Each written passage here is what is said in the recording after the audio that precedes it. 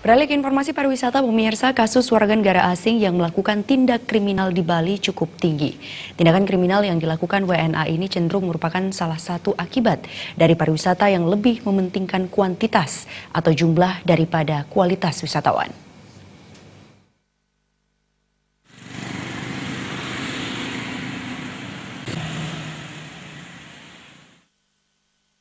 Tidak semua warga negara asing berkunjung ke Bali untuk berwisata. Segelintir dari mereka bahkan tersandung kasus kriminal. Akademisi Hukum Pariwisata Iputu Gel-Gel menyatakan dampak pariwisata ada dua, yaitu dampak positif dan dampak negatif. Dampak positifnya sudah jelas, yaitu untuk pertumbuhan ekonomi. Dampak negatif ini tidak hanya perilaku wisatawan asing yang melakukan kriminal, namun juga WNA yang melakukan peredaran narkoba dan melakukan pengerusakan lingkungan.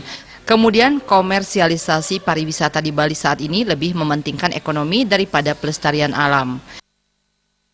Soalan bule yang melakukan kriminal, mungkin tidak hanya kriminal, juga narkoba kan gitu ya. Ya bagi narkoba, jadi itu dampak daripada pariwisata. Jadi pariwisata ini kan ada dua, katakanlah dampak positif dan dampak negatifnya gitu kan. Dampak positifnya sudah jelas terkait dengan ekonomi kan demikian, juga memperkenalkan budaya lingkungan kita.